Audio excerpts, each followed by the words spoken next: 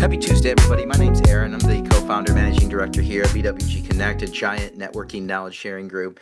I spend the majority of my time talking with brands, primarily just one-on-one, trying to pick their brains on, hey, what are the biggest things you're trying to solve for? What are those big pain points that are out there? And also, hey, who's helping you solve all of those? And so it's in the course of those conversations that we get a couple of things. One is the topics for all the events we'll do. We'll probably do close to 80 dinners this year, a couple hundred webinars. So if you're in a tier one city, let us know. We're probably going to be doing a dinner around there. Would love to meet you in person. Um, a couple other things just as we get started here. It is starting a few minutes after the hour, and we're going to wrap up with a few minutes before the end of the hour as well. We're going to give you plenty of time to get on to your next meeting without being late. The other thing is we want and informational as possible. So any questions you have in the space as a whole, just drop them in the Q&A and we'll get those answered pretty much real time. So as we kind of jump into the topic today, Amazon vendor ASNs, version 2. This is, as we were just talking in the pre-call chit chat, there's a lot of changes that Amazon has been throwing in a variety of ways at all of these different, any of the brands that are out there. And so when we think about ASNs, advanced shipping notifications, just people want to in general know what's the process, what's going on, just as a background, because they need to explain this to leaders internally as well. And so we got connected with Christopher here at KhooCommerce and just had a great conversation as a whole, and just asked if he would jump on here and kind of knowledge share across the board. So, Christopher, I'll kick it over to you. Do you want to do an intro on yourself and KhooCommerce? That'd be awesome. And then we can kind of jump into the conversation. Sound good? Sure, sounds good. It's a real pleasure to be here. Nice to meet you, everyone. I'm guessing most of you are from the States. As you can probably tell, I'm from England, so it's great to be here. Nice to meet you all. My wife's from America. She's from Florida. So we're getting slightly colder weather here now, and she is missing it back home in Jacksonville, Florida. It's up in like the 90s still, and we're about 55 right here now. So anyway, it's great to be here. We're a family-run software company. We've been going for 7+ years, and we are really helping Amazon vendors nail the order management process. So everything from the order, confirmation, the routing response, the shipment, the invoices, that whole order management piece can take a lot of time, can be a real grind. Monday, Wednesday, can be a lot of really intensive paperwork processes, can involve human error, and we basically do software that streamlines and makes that whole process a real dream. Works really well on the ground. It's somewhere between the admin, somewhere between the warehouse, somewhere between the finance, because they are the three main departments that we're talking to. So I have a real passion for logistics and just making products flow correctly. Part of the topic we're going to touch on today will be like shortage claims, efficiency, chargeback reduction. But it's not complete rocket science. You just got to do what Amazon's asking you to do. But the pain in the neck is doing it in a way which doesn't take a full-time job worth of person to actually execute that. So that's where software can really help. Bit about us, like I say, we've been going, it's a family business, been going about 20 years. Myself, been doing this for about 7. And across our network, every year we ship over $1 billion worth of product to Amazon. We don't, but our customers do. And I love it. We've got everything from hot dogs to hot tubs going through the system. And it's an absolute pleasure. All across the States and indeed across the world. So really great to be with you guys today. Just want to break down what's happening in ASN version 2 and looking forward to having a nice conversation with you and Aaron. Please, looking forward to it. Yeah, it's awesome. Just from hot dogs to hot tubs. I love it. If you have questions, that's too cool. If you have questions along the way, I just encourage you to drop them in the Q&A section there, and we'll be sure to get to it. So if we just baseline as a whole, do you want to walk through just the basics around, the ASN, what it is, where it fits in the order process, the importance for the brand, for Amazon, and everything else? I think maybe we just start right there, and then we'll answer questions as they come in, and we'll just kind of walk through the process and what's going on. Sound good? Yeah, sure thing. So I'm sure everyone on the call already knows this, so we'll just zoom through it real quick. You have to get the order come in, you do the confirmation, then you do the routing request, the pickup. That's the ARN, advanced routing notification. You tell Amazon, hey, I'm shipping you so many boxes, so many pallets, it's so many cubic feet, so many pounds from location A to fulfillment center B. They then assign a carrier. This is if you're on the collect model, which most of you probably will be. And they say, hey, it's going to be picked up by TFIN, it's going to be picked up by EXLA, Amazon Freight, AMZL, and then they assign that to you, and then you need to go back and send the ASN. And typically, this is the stage in which you're going to break down, this item was in this package, on this pallet, on this truck with this serial number. And depending on the size of your order, that can be a lot of information to collate, to pull it all together. As you were going to hear, we're going to have some changes that they've introduced somewhat recently, and the changes they're asking you to do now, slight tweaks in that process. And if you're getting 50 orders each week, some vendors get 100, 150 orders every week, that can turn into many, many shipments, many routings, and there's just a lot of things going around all over the place. So the ASN is the breakdown telling Amazon, hey, on this date, we will ship you these goods, and here's the arrangement of it in those boxes. So that's the ASN and where it fits. Just after that, you tend to get the invoice. So you're just going to bill them for what you ship. So that's where it sits in the whole scheme of the flow. So one question comes in, do you only deal with Amazon? Us, we market ourselves, mainly dealing with Amazon. We obviously, like, we're talking about Vendor Central today. There's also direct fulfillment, there's Flex, there's FBA and FBM, and all the other different models. We do cater for wider than just Vendor Central. As we're going to talk about when it comes to this pallet arrangement, we've actually broadened the whole conversation massively to talk about Walmart, Lowe's, talk about all the other major retailers, Target, and the other marketplaces as well. So for now, we're just going to keep it on Amazon, but we work with other people as well beyond just Vendor Central, correct? All right, so there might be a follow-up conversation there for sure. So, or another whole webinar on everybody else. But for today, well, okay, got it. We'll focus on Amazon. Are there common errors that you see that is the most common for brands to make in dealing with the ASN and just orders as a whole? Yeah, for sure. I mean, there's physical errors that go wrong, like mispicks, mispacks, where the wrong item gets picked or gets packed into the wrong box. Then there's some sort of data entry error where they get the right item, but they say, okay, that went into box 12, but actually it went into box 13 or some combination thereof. And then there's kind of, I don't know how to describe them, almost like operational errors where, let's say, the carrier booking was denied, or the carrier picked it up late, or the carrier didn't show, or they've got a delivery slot, but then they were rejected at the door, they got turned around, there was a rejection at the delivery end. Kind of, there's something physical that goes wrong in terms of the delivery process. So some of that is within your control as a vendor. Some of it is slightly beyond your control. You know, if the carrier shows up and they fail to do their bit of the process correctly, often Amazon's going to come knocking on your door for that, which is incredibly frustrating. And it's trying to make sure that those things flow smoothly in those conversations, like the carriers understand, okay, our pickup time is 4 o'clock, you've got to be here by then. Otherwise, we're going to get charged late for delivery, for example. That's especially true on direct fulfillment. But on the PO side, the biggest errors we see are either with picking inaccuracies, manual processes, and just slow processing time in terms of what the vendor can do. They're the biggest things that we see people have the control over to change. Yeah. Awesome. Everybody keep dropping questions in the Q&A and we'll get to them as we go. But I just want to keep moving just on this topic of version 2 of the ASN. So if you want to just walk through the backstory on it as a whole, that would be great. What was it before version 2? Where are we going to now?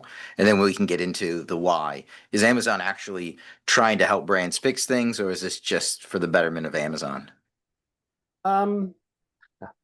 I'm going to be cynical and say it's for the benefit of Amazon. But unfortunately, Amazon's one of those things where if they say jump, you either jump or they start to charge you a bit further down the line. The big thing they're introducing essentially is they want you to tell them specifically which box was on which pallet of the shipments. That's the big change. I don't want to wrap up the webinar in 2 minutes time, but that's essentially the nutshell of it. And then how you go about dealing that and implementing it, it's kind of where the meat of the conversation is. So they're asking you to say, this box number 10 was on pallet number 1. Box number 50 is on pallet number 2.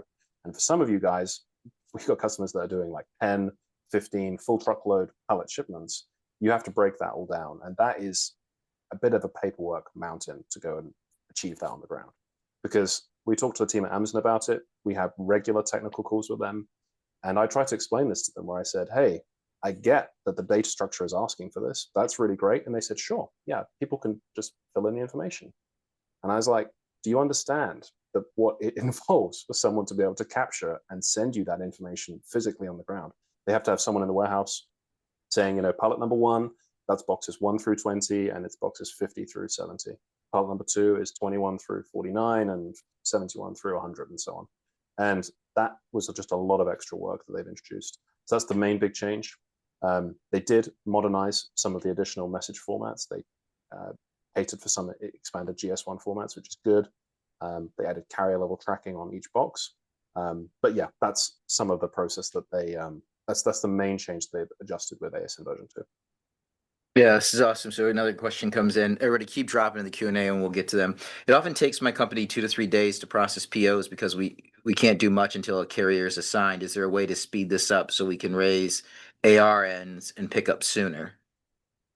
Yeah, this is a really common question that we come across. So just to rewind slightly, that's you make the carrier pickup request, and then you have to wait typically 48 hours before they assign the carrier, before you can then send the ASN, which can be a bit of a pain because let's say the order comes in Monday, you can route it straight away, route it on the Monday. You might not get the carrier until Wednesday, and then you send the ASN. But because the ASN has to contain the granular information about box 1, it contained this item on pallet 1. What that means is you can't really prepare that order until they've assigned the carrier, because you'd have to take it all apart again to relabel everything to put it back all together again. So what people do is they just wait and then they pick it on the Wednesday instead. But if you go through an EDI process, which is part of what we do with our software, you can actually route it, pick it, print all your labels and all the license plates and all the SSCCs up front on the Monday. And then whichever carrier they assign on the Wednesday, you're ready just to say, great, confirm the shipment and say, send ASN. So that's been one of the really big unlocks that people get with EDI, is not just the technical things are integrated, but the fact that you can gain those extra 2 days and have the warehouse working on the Monday afternoon. And that way, when the shipment comes back assigned on the Wednesday, you just say, yep, I've already printed my labels. I'm just going to hit send ASN. So that's one of the biggest unlocks for people in terms of their processing flow when they switch over to full EDI integration. So they're not on SAP, right? So I think back to my Perigo days, sitting in IT, and we've got SAP. We have a fleet of EDI people. You unlock that then for people? Yeah, absolutely. So we do the software, which is the EDI, and it's the interface to be able to create and manage all those shipments. So if you just go to an off-the-shelf EDI provider, there are many available. They will just plug in Amazon into your system, NetSuite, SAP, Dynamics, or something else, and they will just pump data into it. But the problem that you run into is that to actually collate the kind of information we're talking about, you need to have some sort of quite sophisticated warehouse management system process to be able to capture that and send it back. We provide that for you, and then we just interface back with whatever the internal system is at the same time. And we've got all sorts of really cool logic to just auto pack, literally click a button, it just makes the shipment, makes all the labels, email it to people. Yeah, I love it. I could talk about this for a long time. But yeah, it's absolutely fantastic. And the thing that we've added with this ASN version 2 is an auto palletizer as well. So I've gone really dark and mysterious. We've added this process where you can just click a button and it will just put the pallet packages onto exactly the pallet they should be. And it will figure it out for you. So that's one of the really cool things that we've introduced. Yeah, awesome. People keep dropping questions in the Q&A and we'll keep getting to them. So just, can you give us if we go back to what are the changes between version 1 and what's now in version 2 so people can be aware of? The other question is, who do you talk to? So I'm thinking, who took our orders, and it was the customer service team, right? And so me managing, a mid 8-figure Amazon business, I was totally reliant on the customer service team receiving orders, remember, huge company, and then responding. So there's a couple questions. One is people are asking the difference between what's changed from version 1 to version 2 specifically. And then the next one is like, who are you normally interacting with? Yeah, so let me bring this up just as a visual. Can you see that okay on my screen here? Yep. So version 2 changes are they want to see detailed layout of which carton's on each pallet. So the hierarchy they go for is order, item, carton, pallet, shipment, and they want to know exactly that flow all the way through. upgraded EDI connection, you have to click version 2. But this can be a lot of paperwork in the warehouse ground. So that's the main change we're talking about. There are a number of different shipment hierarchies they support. Maybe just want to screenshot if someone wants to take a view of these for later on. But we could also, but typically the main one they've introduced here is this SOTPI, shipment order tear package item. So that's labeling both of them. And yep, essentially this is the state of play. It's easier than ever to fall foul of the receive process, get a shortage claim, increasingly hard to get them disputed. It's actually the same for 3P and FBA shipments, just Amazon being Amazon. And you want to be in the know. So this is the really cool thing that we've introduced. This is our little image of what the pallets can look like, where you can basically feed the system all your information about what your boxes are, what the items are, the dimensions, how big your pallets are. You say this is 48 by 40 inches, stack height of 96, or whatever else you go to. And the system will actually generate 3D renders of every single pallet that you've got. This is just one. And it will give you the full breakdown of here's where you should put box 1, here's where you should put box 2, here's where you should put box 1,000, box 1,001, and stack the whole thing for you. Single SKU pallets, or as you can see here, mixed SKU pallet, you can actually have the system generate that whole render for you. So this is super cool. And it's not just, like I said, it's not just software to kind of connect one thing to the next, but it's actually there to solve all those underlying problems to do with how things should be arranged. That's awesome. Part of the I could watch these all day. Sorry, this is me nerding out now. Like we have a bunch of these internally on our development team where we just put fake boxes in and just let the algorithm smash through it. And it's really cool. This is just one. I wish I had more to show you. If you want to schedule a call with me separate, we can talk about how they work. But the problem for this is on the ground. If you don't have this, you either have to be someone in administration, right? Someone up in back office has to go through and say, okay, I think this and this and this can go on pallet number 1, and this and this and this can go on pallet number 2. Send it to the warehouse. Someone then comes back and says, oh yeah, that works, or no, that doesn't work, or they're wading through sheets of paper. Or if they don't do that, they just give the list blindly to the warehouse, and they then have to they could scan it onto the pallets. That would be cool.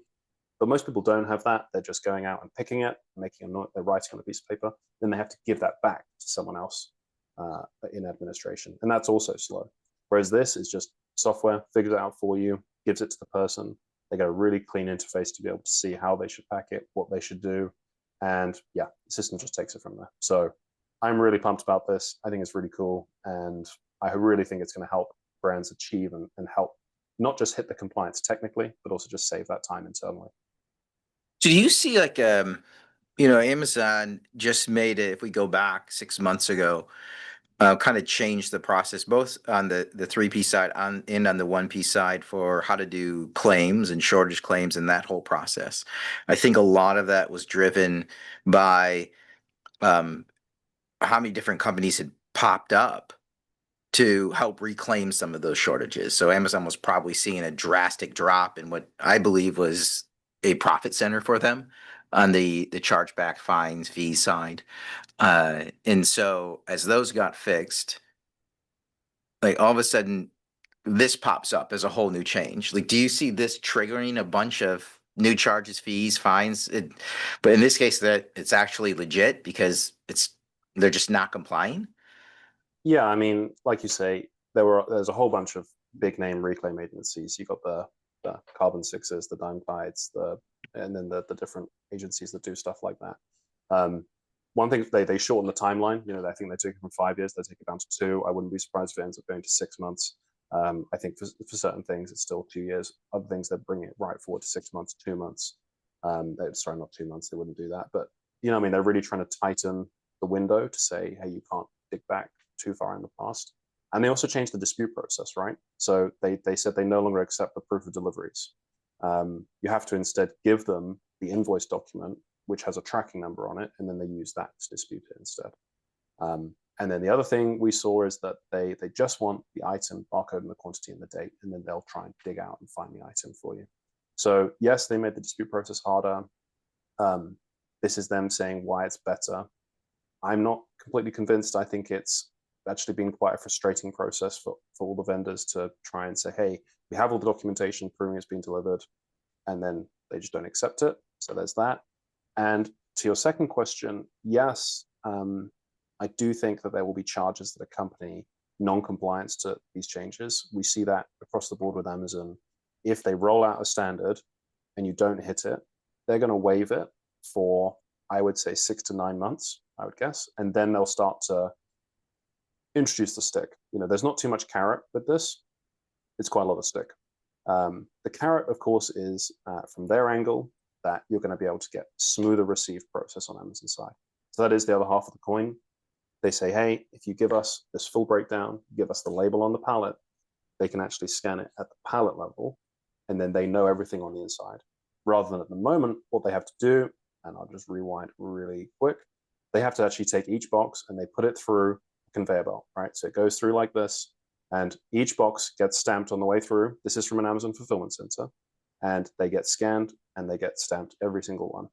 But if for whatever reason your item can't be received through that tunnel, maybe it's glass, maybe it's got some sort of fragility to it, maybe the label doesn't scan, that additional label on the pallet is going to help them receive that product for you much more effectively. So that's the carrot. But ultimately, yes, it is going to be a bit of stick. They're going to say, hey, we introduced this standard, you didn't tell us the right information. And these are all the different types of reasons why something can go wrong. And everything with a star right here is what's new since version 2, right? So failed information on ASN, misidentified pallet identifier, incorrect hierarchy, missing carton count, incorrect item count, incorrect structure on the ASN, incorrect single SKU on the ASN, missing label on pallet. These are all version 2 compliance charges. And they're telling us here, these are the reasons why something could go wrong. And the chargeback is one thing, right? 50 cents for a missing label is a cost. But a whole box going missing, that's much more than 50 cents. That's $50 worth of product or whatever it is. So that's really where we like to focus the conversation. The chargeback is kind of the symptom. The shortage is where the real finance hit happens. That's incredible. I can see you thinking now. You're looking at thinking, damn, I'm glad I'm not working in the ASN department anymore. Just having, started like an Amazon business within corporate America from scratch, and then having to kind of everything from the finance department to customer service to, logistics, shipping, supply chain, everything in there, how different Amazon approached it and how big of a pain it was. And then just when you think you've started to get it nailed down, something changes and you're scratching your head why, and you try to explain to the executive teams and management, like this is just how they do it and nobody can believe it. And so they end up punting on these changes, right? Because I think what you're saying was that they don't charge right away. You get the 6 to 9 months. And so the teams just think, hey, it's blown over. And then all of a sudden, bam, they start showing up. And then when you get into the dispute phase and then you're trying to go to your finance team to, see if you can do an audit or get some, fines, fees, chargebacks, losses, whatever it might be. It's Amazon. Yeah, I mean, it's Amazon.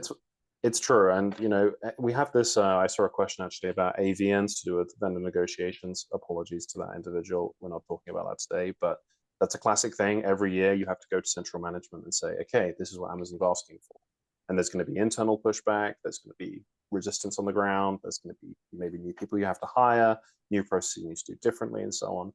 But the reality is that you need to have that cohesive conversation inside your company, right? And what we're talking about here in the shipment side, it isn't just a problem for the warehouse, right? The warehouse might be the ones that physically implement the goods and they're the ones that are handling it, but it's an administration who process the order. It's going to be in finance who are picking up the pieces for anything that goes wrong.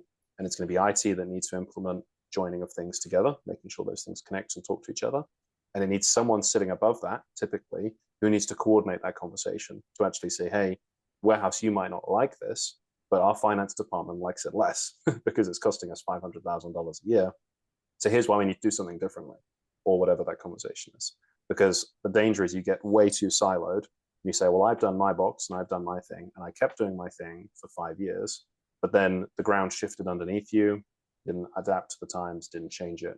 And it started to cost the company a lot of money. Amazon didn't become profitable. And, this here is bottom line stuff, right? You go to a marketing agency, they're going to drive the top line. We'll take your sales from 10 million, we're going to make it 20. That's cool. Definitely do that. But if you double your sales, you need to be thinking about, is our operation underneath the system, can it handle that doubling? Do we have the manpower? Do we have the warehousing space? Do we even have the internal tech stack to be able to flow that all through?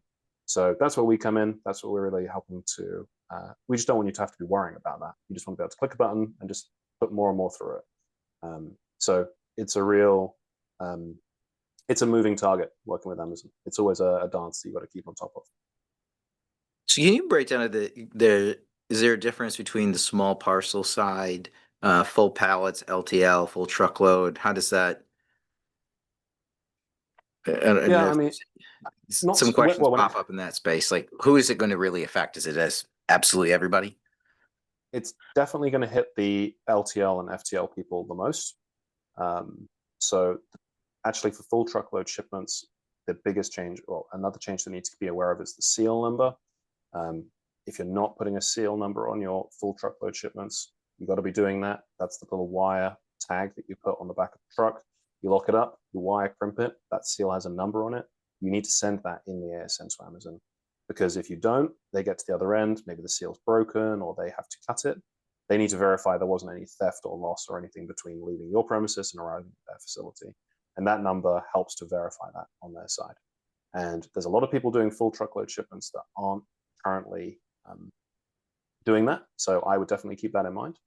And then the other thing is, for those small parcel shipments, you want to have a flow which works well for the dispatch process, to be getting the orders in, just having a system which dumps out the SSCCs and getting that straight out to the picking line. Because 99% of the time it's going to come back assigned UPS.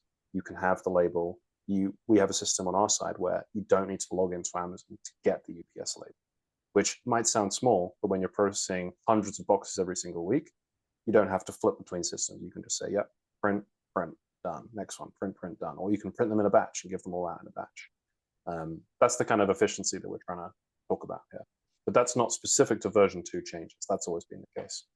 So I think in terms of what people need to be aware of, it's mainly for those palletized shipments, the LTLs and the FTL shipments. Yeah, what would you highlight are like the main challenges for a business that they would have today? And then the next question is just like, when do you expect Amazon to expect companies to have full compliance? It's like I say, it's an open-ended question. How hard they're going to be on this? I think I mentioned earlier, I would guess between 6 and 9 months they would be asking, like starting to levy these charges. They might continue to waive them for now. As of today, there is not a chargeback for someone not putting the right label on it. That doesn't exist. But they do say this is the new standard that we want. So again, we talk with the Amazon technical team internally pretty much every month. I have heard that they are deprecating version 1. All right, they've not set a date for it yet, but they're going to sunset it. They're going to phase it out. So they have a project on their technical side across the whole system to just remove it. Now, we saw this with the catalog. We saw this with the shipment interface. They make an interface change and they say, hey, try our new shipment version, try version. And they have a little toggle that says, try the old version. And what happens is one day that old version goes away and you don't have a choice anymore. And what you don't want is to be continuing to be using the old version and thinking, oh, great, we can just keep doing this, which it works. It probably might save time for now. But you need to be thinking about what happens in 6 weeks, what happens in 12 weeks when that button goes away, because then it's going to be crunch time. And you don't want to be waking up in the middle of, let's say, next month after, when it's the middle of peak. You've got Black Friday, Cyber Monday, you've got Thanksgiving, you've got Christmas, you've got your peak season. You don't want to be suddenly in the middle of nowhere. So that will be what I say to that. Yeah. Next question that comes in. So do you see a drop off in fees, fines, chargebacks upon implementation? Like, I mean, that's what a lot of these companies, they talk about on the chargeback side and the fees and fines recoveries, is you actually need to fix everything up front. And then if you can do that, does this help solve that? Is there a reduction in the end? Yeah, 100%. Like you say correctly, the reclaim piece, that's downstream, right? That's after the fact. That's the house burned down. We're going to go back in and reclaim the stuff that's still not burned, but we're going to try and pull it back out. We're trying to do firefighting either before the house even catches fire, or it's on fire, but we can hose it in water. We can just stop the problem as much as we can. We've actually seen reductions of 80, maybe even 90% fewer shortage claims when you go full SSCC, license plate receive, getting those serial shipment container code labels on every box, on every pallet. You can reduce the error rate by up to 80%, maybe even up to 90%. Depends on how bad the situation is. Some people it's 50, some people it was 90. I can't give you a number for every single person that will be on the call today, but the real benefit, of course, is going to be it's coming. It's just a saving. So for a brand that's doing what, 10 million, 4% defect rate, 3% defect rate, £300,000 a year, $300,000. Take that down by 80%. That's worth at least 200 grand in terms of the yearly saving. And I don't want to sell myself short, but our system does not cost you 200 grand a year. So in terms of the ROI, it pays for itself very quickly once you can demonstrate that. So what does implementation look like then for a software like this? What is timing? Is there like a audit? Is there a free trial? Like, what does that look like? We definitely start it with a conversation because every business is unique.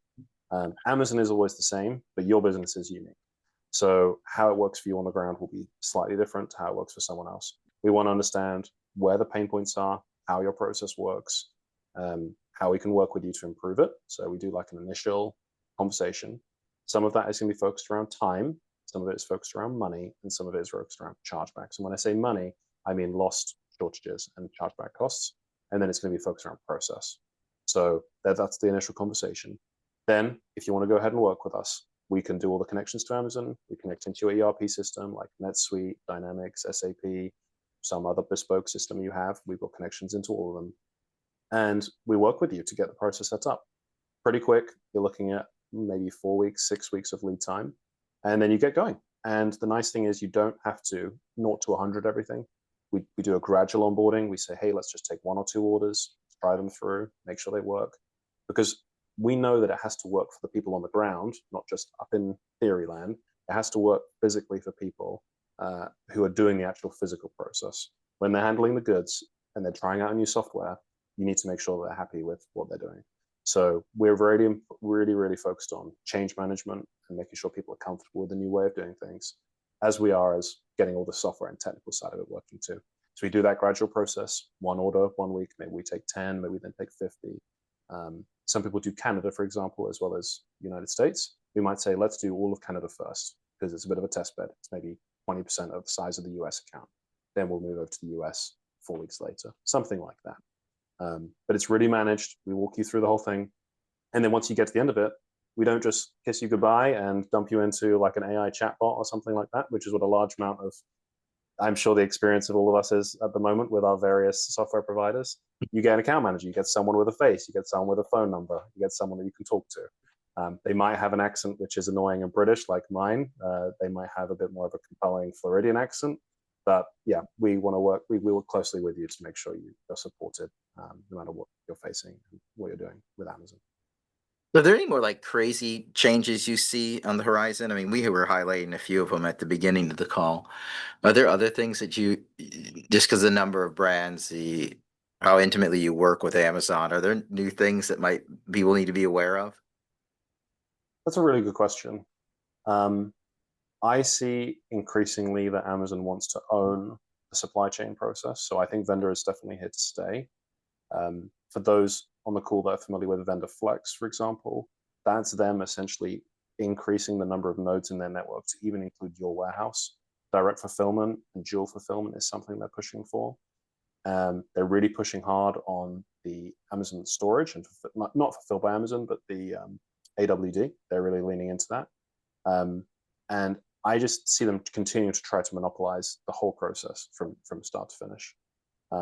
So I don't think there's too many crazy technical changes beyond this one that they're going to implement. They're actually launching new messages, which is cool, but that's for software guys like me. But I think it's mainly to do with them trying to have increased visibility of that supply chain process.